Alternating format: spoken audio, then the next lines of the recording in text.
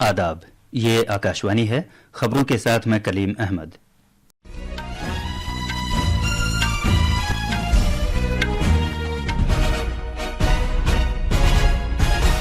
वजीर खारजा एस जयशंकर ने कहा है कि आने वाली दहाइयों में तवानाई के लिए साजगार माहौल को यकीनी बनाना भारत के कलीदी सिफारती मकासद में से एक है।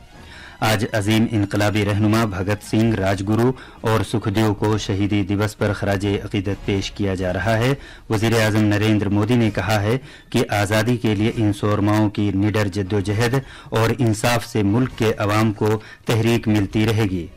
आरएसएस अपने क़याम के 100 साल मुकम्मल होने के तनाजुर में इस साल विजय दशमी पर समाजी हमाहंगी और कौमी इत्तेहाद को फ़रोग़ देने के लिए कई राबता प्रोग्रामों का एहतमाम करेगा। बास्केटबॉल में भारत ने मनामा में मेज़बान बहरीन को हराकर 2025 के FIBA एशिया कप के लिए क्वालिफाई कर लिया है। और IPL क्रिकेट में आज सनराइजर्स हैदराबाद का मुकाबला राजस्थान रॉयल्स से होगा, जबकि चेन्नई सुपर किंग्स का मुंबई इंडियंस से होगा। अब खबरें तफसील से। वजीर खारजा डॉक्टर एस जयशंकर ने कहा है कि दुनिया की 5वीं सबसे बड़ी मईशत के तौर पर भारत को तवानाई के ताल्लुक से वसीतर और मुतनव्वे ताल्लुकात कायम करने चाहिए। मुंबई में एक मीडिया तकरीब में इजहार ख्याल करते हुए वजीर खारजा ने कहा कि दहाइयों से आलमगीरियत की सफात का तस्करा सुनने के बाद आज दुनिया सनती पॉलिसियों, बरामदात पर कंट्रोल और महसूलात के ताल्लुक से महाजाराई की हकीकत का सामना कर रही है। डॉक्टर जयशंकर ने कहा कि आने वाली दहाइयों में तवानाई के लिए साजगार माहौल को यकीनी बनाना भारत के अहम सिफारती मकासद में से एक है। वजीर खारजा ने कहा कि सबका साथ सबका विकास के नजरिए का इतलाक मुल्क की खारजा पॉलिसी पर भी होता है। उन्होंने ये भी कहा कि भारत उन चंद मुल्कों में से एक है जो रूस और यूक्रेन, इसराइल और ईरान, जमहूरी मगरबी ममालिक और ग्लोबल साउथ नीज, ब्रिक्स और क्वाड मुल्कों से एक साथ बातचीत कर सकते हैं। डॉक्टर जयशंकर ने मजीद कहा कि दिफा और सिक्योरिटी जैसे हसास शोबों में भी भारतीय डिप्लोमेसी में इस बात को यकीनी बनाया जाता है कि हमारी मुसल्लह अफवाज और कारोबारी अफराद दोनों ही ज्यादा से ज्यादा मुमकिन हद तक साझेदारों का इंतखाब कर सकें।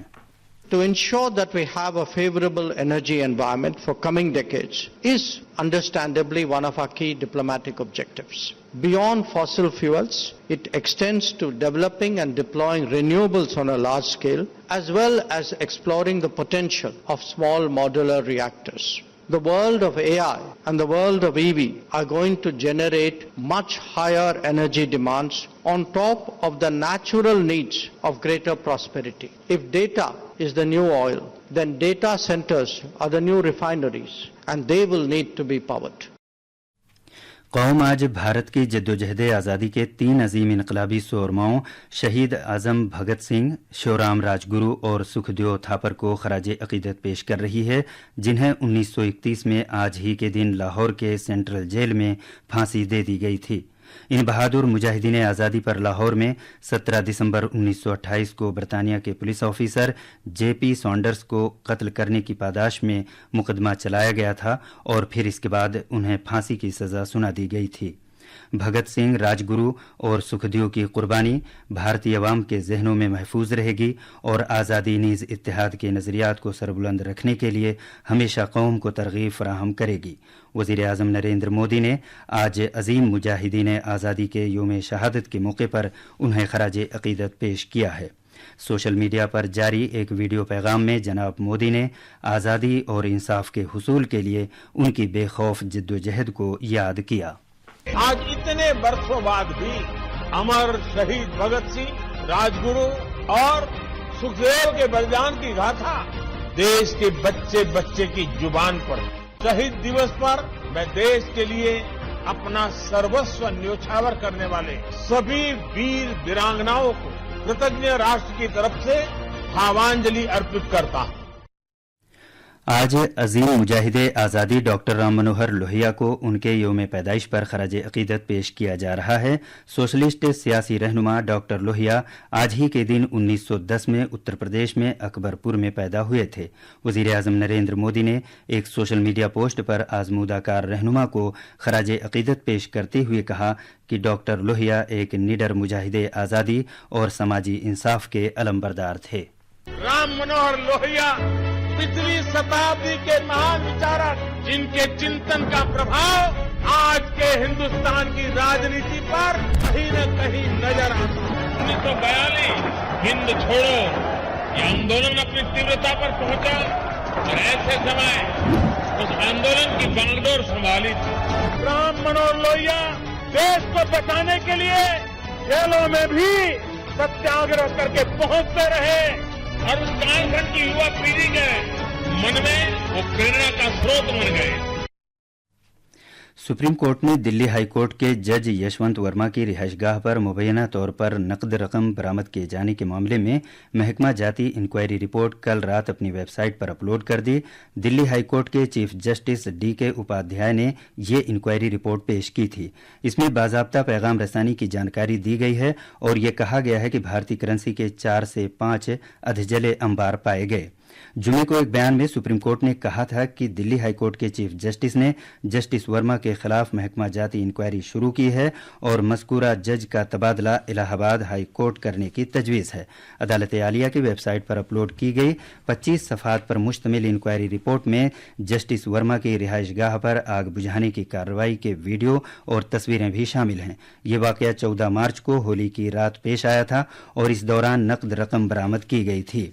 अपने जवाब में जस्टिस वर्मा ने कहा है कि न तो उन्होंने और न ही उनके कुंबे के किसी फर्द ने कभी भी स्टोर रूम में कोई नकद रकम जमा रखी है। उन्होंने ये भी कहा कि उनकी रिहाइशगाह पर नकद रकम बरामद किए जाने के इल्जामात बज़ाहिर उन्हें फंसाने और उन्हें बदनाम करने की साजिश है। ये खबरें आकाशवाणी से नशर की जा रही हैं।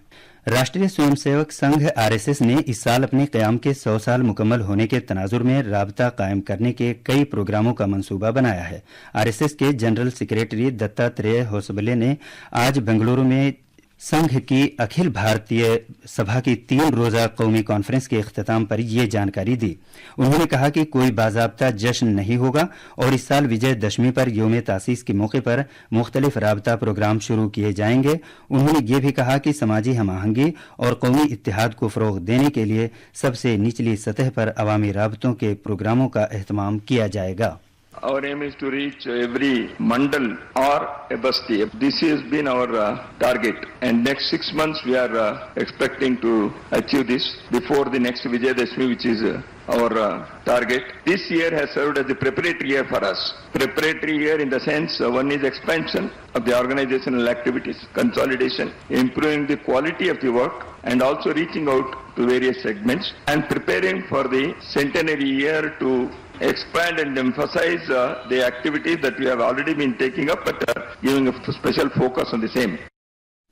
नौजवानों के उमूर और खेलों के महकमे के वजीर डॉक्टर मनसुख मांडविया ने कहा है कि फिट इंडिया तहरीक को कामयाब बनाने के लिए अवाम को अपने रोजमर्रा के मामूलात में बाकायदगी से वर्जिश और साइकिलिंग को शामिल करना चाहिए।